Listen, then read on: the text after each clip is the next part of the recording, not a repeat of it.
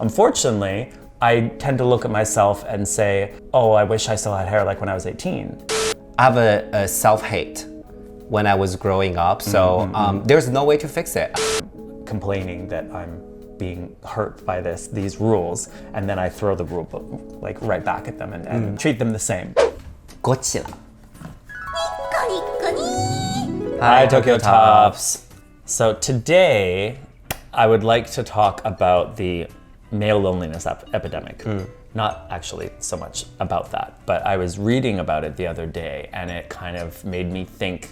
I got a little bit reflective, I guess, and thought about a lot of the videos that we have done over the last year or so. So I'm not gonna get into too much of what the male loneliness epidemic is. My understanding, limited understanding, is it's like men complaining about why they're single and lonely, and some people sort of blame women.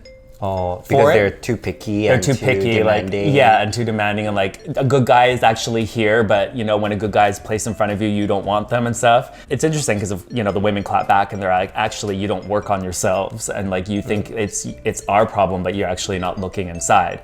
And so it just made me think like, oh, that's what we do in our videos sometimes. Is like we complain about how we like Japan sucks. It's like Japan's fault. Like instead of like looking into our faults. And our faults. And there is always an opportunity for us to self-reflect and to look into some of these things. So I just wanted to start with that, and we have a list. I kind of wanted to challenge us to see, are we actually the problem?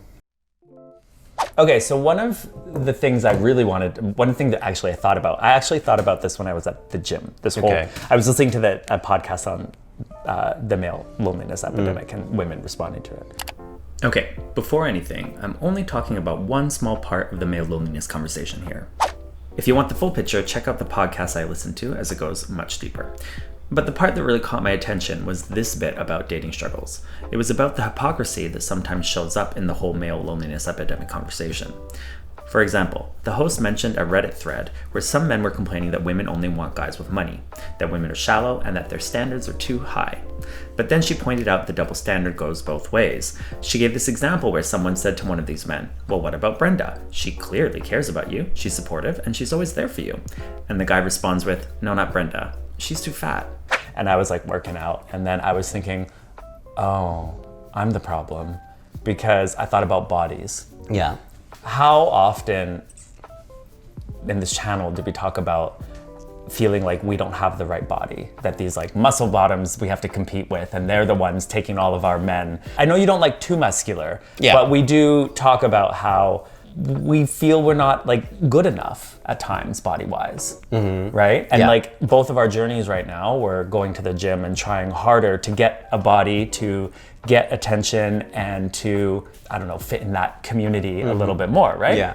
I find now, the better my body gets, the more I'm looking for a similar body to me now. Oh, really? So you think your preference has changed because of your current situation? Like before you would go for someone who has like less muscular body, but right now you feel like you want something more than before? Yeah. Really? Yeah. I'm very surprised to hear, because for me, that's actually nothing has changed for me. I feel like my range is still the same. Like even if I got better body, I'm still into someone who is like more skinnier, or like my range is usually very wide, in terms of body. So body, you don't think you have any particular preference? I don't think I'm guilty. Well, I do have preference. So let me change that. I do have preference. Okay? But it hasn't changed. I feel like my my bar for body is very low. Like I don't really care. I think I care about顔more than body. Like 体線よりは顔線. That's me to begin with. I think maybe you are more 顔線, 体線 to begin with. Because that manliness that you chase for is more than the face. It's like body is more important than the face. I don't know. I get confused about that, because I think when I was younger, I was much more into face. And as I'm growing older, I think body is becoming more important. Okay, so when you're talking about masculinity, right? Yeah. You're talking about me and like bodies and masculinity. Yeah. That's another one I think that we talk about a lot. For you fear sometimes, or you've said before that you fear being too feminine. Yes. Right? So what about when you look at guys? Do you put that same thing on them? What if there's a femme top or a femme bottom reverse? Would you date them? No. Yeah. I made it very clear, but that's why I wanted to practice being more neutral. I'm not saying manly, but I feel like I was a very feminine guy to begin with. But right now, when I look at myself, I don't think I'm like too femme. I'm like in the neutral range. You're trying to get out of that though into neutral. Yes. Like, well, okay, here's the thing. If I am super femme and I require my partner to not be femme, that's the problem, right? So I realize that's not something I'm not into. So I'm trying to, I don't want to say fixing myself, but that's what I'm doing, like trying to become more neutral. I'm fitting into my own, like I'm applying this rule to myself. I'm not applying this rule only to the partner I'm seeking. See? Yeah, so actually that's another thing that's interesting apparently about the male loneliness epidemic is that when you start applying the same rule that's applied to you back, some of the argument is saying that that's actually a defense mechanism to actually stop you becoming close with someone. Because think about it, you're still excluding someone. What if you did open up yourself to be open to feminine guys? Like there's a whole section of guys in the community that maybe you're filtering out that could actually be, especially the fact that they're feminine and you're feminine. Yeah. There's a lot of things you might be able to really relate on. But I feel like, I can definitely be friends with feminine guy, but I just feel like I have a self-hate when I was growing up. So there's no way to fix it. I'm sorry, like just the environment where it has been, you know, when I went through my life in this kind of like self-hate situation, either I lean into it, which is impossible for me, where I jump out of it, right? So I'm like slowly trying to be more masculine presenting, and I think I'm doing pretty well. I'm like accepting this new phase in my life, and I'm really happy about it. Yeah. No, but I think that's a good point. I think self-hate plays a lot into it. I don't necessarily know how this relates to the male loneliness epidemic, but I think within the gay community, the more I thought about my own things, how I'm showing up to things, the more I thought, oh, I think that's just because I hate that in myself. Yes. And like one of the things I logged down is that I don't like being bald. And I would never date a bald guy. Really? I'm actually very surprised to hear that. And I thought, like, there are two options here, right? Okay. To be very... No, but you have said very clearly that you're into a bald guy. No, but he's Asian and he's like super manly. You said like you want to be fucked by him. Like you said you're Cage. Like, yeah, he's a porn star. You said like he's super hot. So you are into. He's pretty hot. I don't think like plays a major factor as you thought. Maybe, but I think it does play a factor. Like how about Cage? Cage is pretty hot. Yeah. Cage Jock, I think his name is. Yeah, Cage Jock. Yes. Okay, let's rephrase it and say I am in general turned off. Okay. But I think that is because I'm looking at myself and don't like myself being bald. Like if I could look at myself in a positive way and be like, yeah, you're looking really great. Like a lot of people are very kind to me and say, what did Jason Statham, right? Yeah. They're like, oh, you look like Jason. And like a lot of people really think Jason Statham's hot. Right? I think Jason Statham is hot. If I were able to look at him and bald people with the same lens, and I was able to look at myself with that lens, I could probably be very confident in my own skin in that way and be like, yeah, I'm bald, I'm gonna work it out, and daddy energy, yeah, you know, this and that. Unfortunately, I tend to look at myself and say, oh, I wish I still had hair like when I was 18, you know? So kind of gets back to what you're talking about as well, where there's this aspect of ourselves, how much of this our hate, internalized homophobia, internalized, you know, ABCD is actually not only fucking up our confidence, but also sort of blocking us from making connections with it. Who knows, maybe the love of my life is a bald guy, and I'm not allowing myself to be open to that because I'm letting my own self-hate get in the way.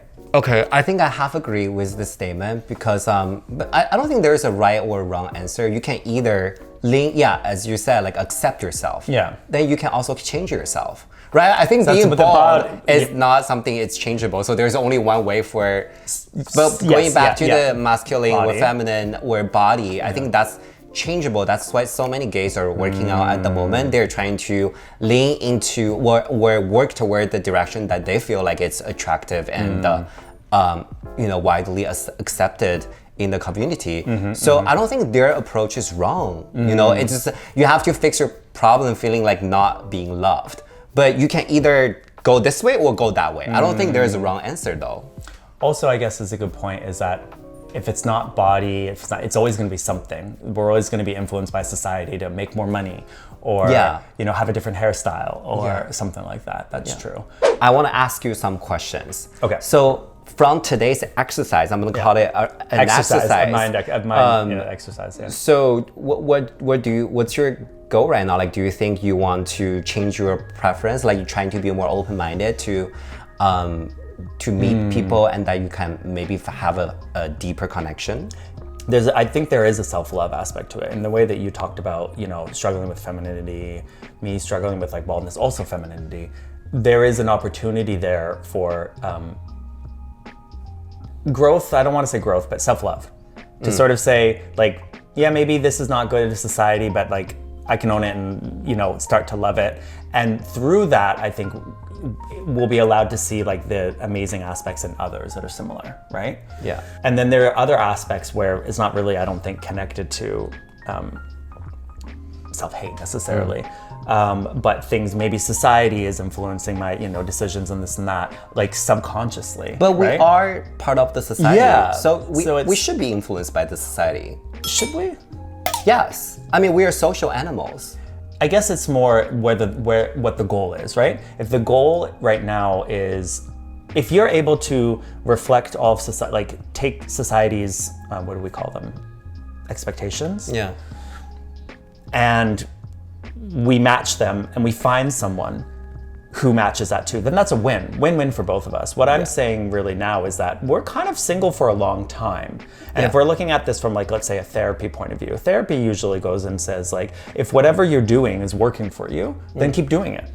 Yeah. But it's once you get to something where it's like, if this isn't serving you anymore, that's an opportunity for you to sort of change things up. So if society has all these expectations, but we're not achieving them ourselves, like maybe I'm never gonna get I think you even talked about this recently, maybe you're never gonna get the body that actually is like circuit party level body. So you have two options there, right? Yeah. To just, or keep going. Yeah. Or change your perspective on the body, right? Yes. It's that. And that I'm thinking more along those lines, if that makes sense. So you mentioned that your bar has been, you know, is higher than before, raised higher than before. What's your ideal body? Like, what do you? My ideal body is like macho. Like I want, like if I could get you want like a macho guy. I don't think I can get that, but well, how about someone has your body?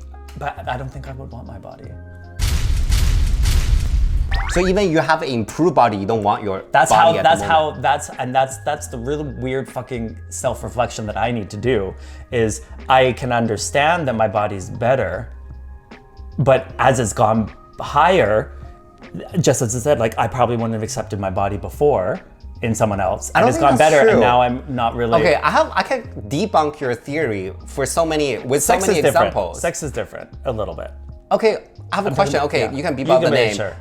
Do you think hot? Hot? You have better than body than him. But would I date? Well, what do you mean? You think he's hot, then why wouldn't you date him?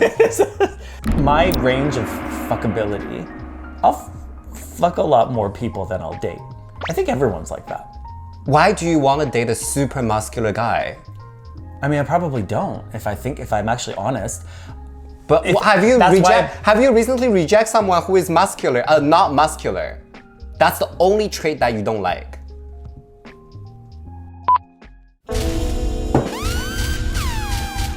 But you were into it. I know. I mean, femininity, I understand. Like there's certain level, but are you being hit by some very feminine guy that you have to reject them recently? It happens enough that when I'm out with a guy and there is a feminine aspect, it becomes a turnoff. I understand that. Yeah. But when you say like, okay, I have to force myself, like I have to accept femininity, but it's some like your life struggle. Like how can you change that like overnight? No, that's what I'm saying. It is too hard. That's why when you're saying to me, like, well, what's your goal? Are you like, it is too ambitious. Yeah. But what I'm trying to do is sort of just check myself to sort of recognize at least that these are patterns and scripts playing out in my head. This core aspect of this thing is like, we internalize the same rule book that hurts us. We're actually complaining that these are the reasons why we're single, and we wish that it wasn't like this, but then we're actually throwing the same requirements to other people. Yeah. Like, when I'm turned off by that guy who, you know, we're on a date and he's feminine, I'm not going to be able to change it overnight. But you've said things like this too, like you're realizing over the years. No, shut up. I want to say this. I'm gonna make my video right now. Okay. Sure. I just want to say we're not trying hard enough. So once you meet someone who you feel is attractive, are you just being very passive, waiting them to hit on you? Are you trying very hard to show them a good time? For example, like being very proactively like, okay, let's go out for dinner. Like, I'm gonna treat you. Like, you know, using other method. Like, why do you have to? Okay, so when I'm getting ignored by these guys on Grindr that I'm messaging and that are super hot and like muscular or something like that, your argument is that I'm not trying all the angles to get these guys. Yes, you're a 40-year-old man. Just like what is that? You're totally financially capable. Just take them out, have a good time, say I really like you, and treat them to dinners and stuff. Like, you know, like use your other good qualities. You're very successful, you're very charming, you're very funny. Stop relying on your body. I don't know, I have to think about whether I agree with this or not. I think that a part of it still comes down to how we're also showing up in the world, ignoring people in the way that they ignore us. And I have a feeling that I know that you're saying that you go and you're like evolved at the moment, but I'm sure, you know, in the way that people block us, and we complained on a recent video that people are blocking us. Yeah. You for sure, you've said it, you block people. You mirror that behavior. Yeah. Even though it sucks to be blocked and we complain about it. Wouldn't the other idea then, next time you want to block someone, would actually be show up and I think you said in the blocked video that you would just like someone to come and say, I'm sorry, I'm actually just not that interested in you. Yeah. Yeah. That's the goal, is then to show up to these conversations the same way, not doing the same behavior that we complain about, but doing to others what we want done to you. So you would then show up next time and try it next time you want to block someone, to be like, I'm just not that into you right now. Yeah, maybe I should learn that. Just being like, I'm able to say no in a not hurtful way. Hurtful way, yeah. Yeah, so it's, I mean, that's an easy example. Yeah, we all are social people. There's no way that we can filter out societal expectation and influence. So just lean into it. Like, I guess that's the discussion here, is you think to lean in it. I'm questioning. We've tried leaning into it, and I don't think it's necessarily worked out. Maybe the answer is actually challenging those expectations a little bit more and leaning the opposite way into more acceptance and more openness and more. Can I summarize this video being like, are you just realizing maybe your bar for your partner is very high?